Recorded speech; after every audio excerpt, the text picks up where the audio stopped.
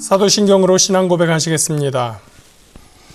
전능하사 천지를 만드신 하나님 아버지를 내가 믿사오며 그 외아들 우리 주 예수 그리스도를 믿사오니 이는 성령으로 잉태하사 동정녀 마리아에게 나시고 본디오 빌라도에게 고난을 받으사 십자가에 못 박혀 죽으시고 장사한 지 사흘 만에 죽은 자 가운데서 다시 살아나시며 하늘에 오르사 전능하신 하나님 우편에 앉아 계시다가 저리로서 산자와 죽은 자를 심판하러 오시리라. 성령을 믿사오며 거룩한 공회와 성도가 서로 교통하는 것과 죄를 사하여 주시는 것과 몸이 다시 사는 것과 영원히 사는 것을 믿사옵나이다. 아멘. 오늘 함께 보실 말씀은 로마서 9장 19절부터 24절까지 말씀입니다. 신약성경 252면에 있습니다. 신약 252페이지 로마서 9장 19절부터 24절 말씀입니다. 로마서 9장 19절부터 24절 말씀입니다.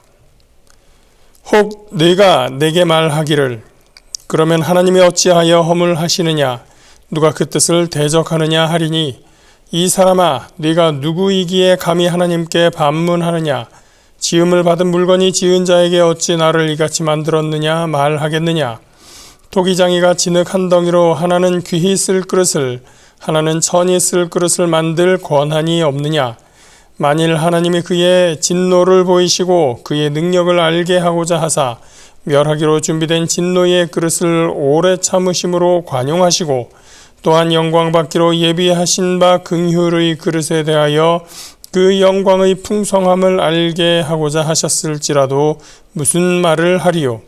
이 그릇은 우리니 곧 유대인 중에서뿐 아니라 이방인 중에서도 부르신 자니라. 아멘.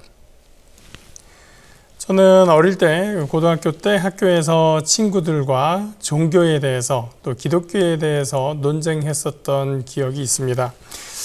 점점 자아를 의식하고 세상을 인식하고 내면적인 사고가 발달하는 시기여서 그랬던 것 같습니다. 그러다 보면 보다 근본적인 질문을 하게 됩니다. 신은 존재하는가? 신이 존재한다면 이 세상의 나쁜 일들은 왜 일어나는가? 신이 존재한다면 세상에 있는 많은 종교들 중에 어느 것이 진리인가?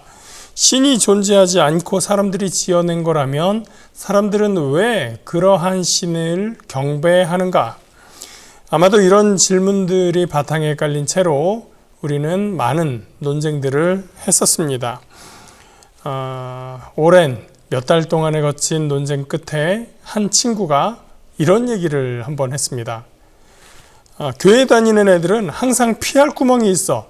하나님의 뜻을 우리가 다 어떻게 알아? 우리는 다 알 수가 없어. 라면서 빠져나가. 라고 얘기를 하는 것이었습니다. 30년이 지나고 40년이 가까워지는 지금 세월 동안 가끔 그 말을 생각해 보는데 지금도 여전히 그 말은 기독교인들이 피해 나가는 구멍이 아니라 진리의 말씀입니다. 한강물 전체를 어떻게 종지에 담겠습니까? 하나님의 뜻을 어떻게 사람이 모두 다 알고 파악하겠습니까?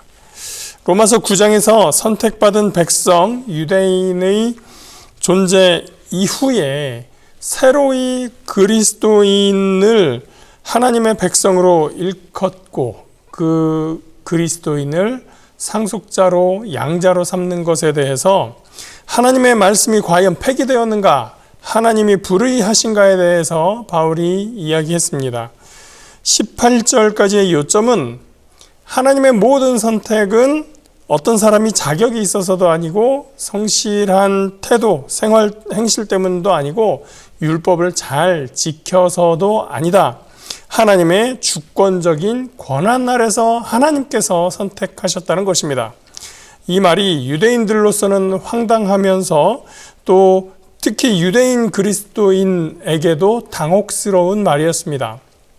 예수님이 유대인이었고 바울도 유대인이었던 것처럼 새로이 그리스도인이 될 이방인들도 그렇다면 이제는 율법을 지키고 할례도 받고 그래서 유대의 법 안으로 들어와야 하는 것이 아닌가라고 생각하고 있었는데 지금 바울은 그런 행위들이 다 필요 없다. 오로지 하나님의 주권적인 선택만이 중요하다라고 말하고 있기 때문입니다.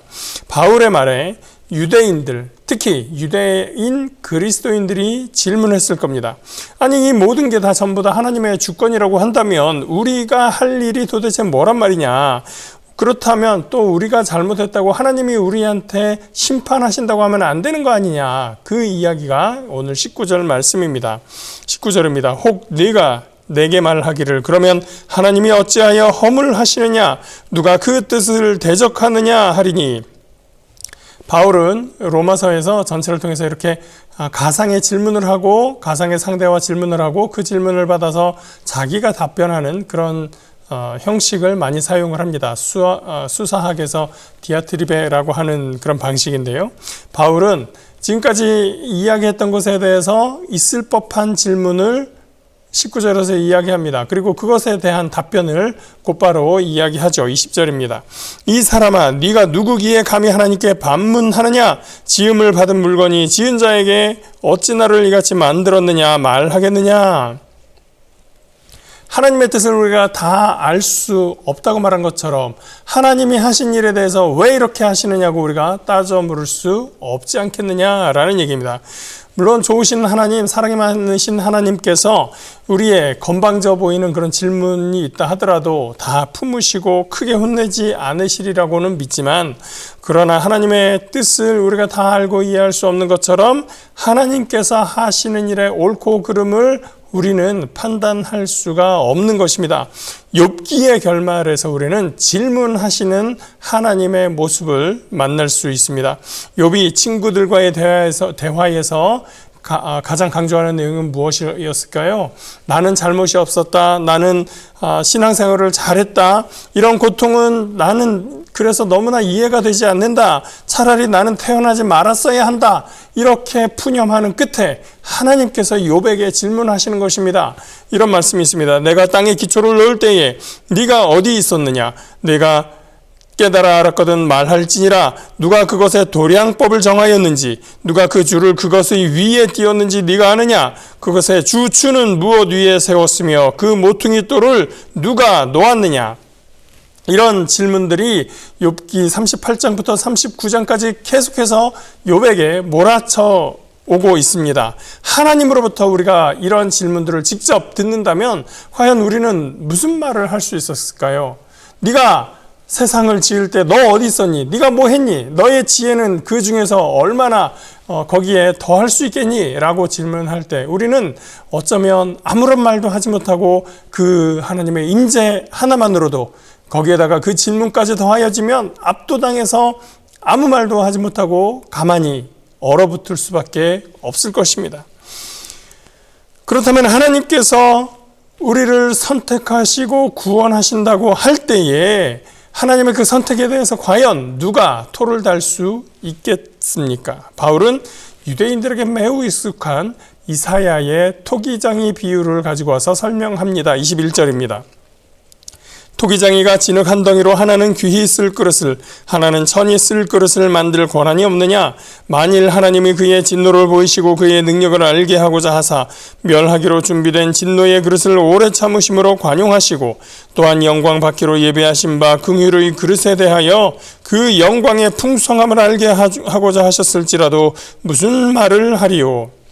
하나님이 토기장이요 우리가 진흙덩이고 그릇이라고 했을 때 그것은 우리가 진흙처럼 그냥 가만히 앉아서 토기장이가 움직이면 이리 쿵 저리 쿵 이렇게 부딪히면서 그냥 가만히 있다는 그런 뜻이 아닙니다.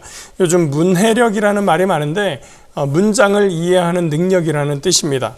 우리가 비유를 들을 때 그 비유를 통해서 전하고자 하는 메시지에 주목을 해야지 그 비유에 나타나는 모든 측면이 어떤 것일까를 막 따져서 세세하게 따져 묻고 이건 틀려요 맞아요 하는 것은 그 비유를 바라보는 적당한 읽기 방식이 아닙니다. 예를 들어서 주님은 선한 목자여 우리는 그의 양이다 라는 말씀이 있을 때 그것은 목자와 양의 관계에 대해서 이야기하는 것이지 목자의 일생, 양의 일생을 태어날 때부터 죽을 때까지 다 따져서 그 모든 것을 아울러서 이야기하고 자세한 것 하나하나 꼭 맞춰서 이야기하는 것이 아니라는 뜻입니다. 목자로서 선한 목자라면 양에게 어떻게 대할 것인가, 어떻게 양을 다룰 것인가 하는 그 부분에 중점을 두고 그 말씀을 읽고 묵상하는 것이 맞다는 것이죠. 그런 측면에서 이 비유를 설명한다면 우리는 진흙인데 여기에 나오는 진흙은 인격적인 진흙입니다. 하나님한테 항의도 하고 반문도 하는 그런 진흙이죠. 그런데 그렇게 할 경우에 이 진흙이 아름다운 제대로 된 그릇을 만들 수 있을까요? 이 그릇이 그렇게 만들어질 수 있을까요? 우선 토기장이가 사용할 진흙부터 선택을 해야 하고 토기장이가 물레에서 이 진흙을 돌리며 빚을 때 토기장이의 손에 따라서 모양이 빚어져 나아가야 됩니다. 진흙이 말을 듣지 않고 나는 안 움직일래 라고 덩어리진 채 가만히 있는다면 토기장이가 뭉친 흙을 깨서라도 어떻게 해서라도 반죽을 다시 한번 해서라도 사용하려고 노력을 하겠지만 그럼에도 진짜로 형성되지 않고 그 모양이 그대로 뭉쳐져 있는 덩어리가 있다면 결국은 그걸 떼어서 버리고 말 것입니다. 그러면 어떻게 될까요? 흙이 모자라니까 다시 흙을 떼어서 가져다가 이제 그릇을 빚게 되겠죠. 바울 시대에 하나님은 그 옛날에 쓰던 진흙이 잘 빚어지지 않아서 흙을 새로이 정리하고 계십니다. 유대인이라는 덩어리지고 말 듣지 않는 부분을 떼어내버리고 그리스도를 따르는 사람들 새 백성을 선택하셔서 새로이 그릇을 빚으려고 이 진흙을 준비하고 계셨던 것이죠.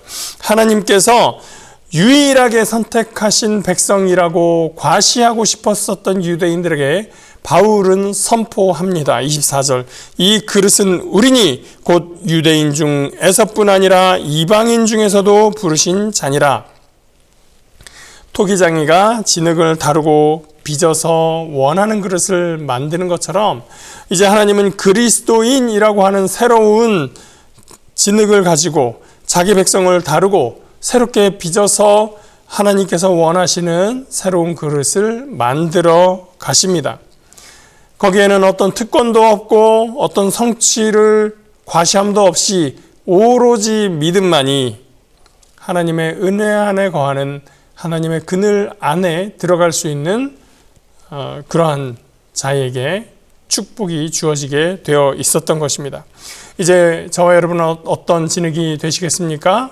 우리 함께 토기장이의 은혜의 손길에 응답하며 하나님 나라를 위해서 사용될 그릇으로 기꺼이 손들고 나아가는, 그래서 하나님 나라의 영광 돌리며 나아가는 귀한 하나님의 은혜로운 백성이 되시길 주님의 이름으로 축복합니다. 기도하겠습니다. 사랑의 하나님 감사합니다. 하나님께서 토기장이 되시고 우리가 진흙되어서 또 하나님의 빚으시는 그릇으로 만들어져 갈 때 하나님, 우리가 하나님의 뜻을 알고 그 뜻 안에 순종하며 주님을 기뻐하시게 하고 또 주님 안에서 우리가 기뻐하는 귀한 은혜로운 삶을 살아갈 수 있도록 하나님 함께하여 주시옵소서. 우리의 삶 속에 주님이 함께 가심으로 인하여 주로 인하여 만족하며 감사하며 기뻐하고 영광 돌리는 삶이 될 수 있도록 우리와 함께하여 주시옵소서. 감사드리며 예수님 이름으로 기도합니다. 아멘. 하늘에 계신 우리 아버지여, 이름이 거룩히 여김을 받으시오며 나라가 임하시오며 뜻이 하늘에서 이루어진 것 같이 땅에서도 이루어지이다. 오늘 우리에게 일용할 양식을 주시옵고 우리가 우리에게 죄 지은 자를 사하여 준 것 같이 우리 죄를 사하여 주시옵고 우리를 시험에 들게 하지 마시옵고 다만 악에서 구하시옵소서. 나라와 권세와 영광이 아버지께 영원히 있사옵나이다. 아멘.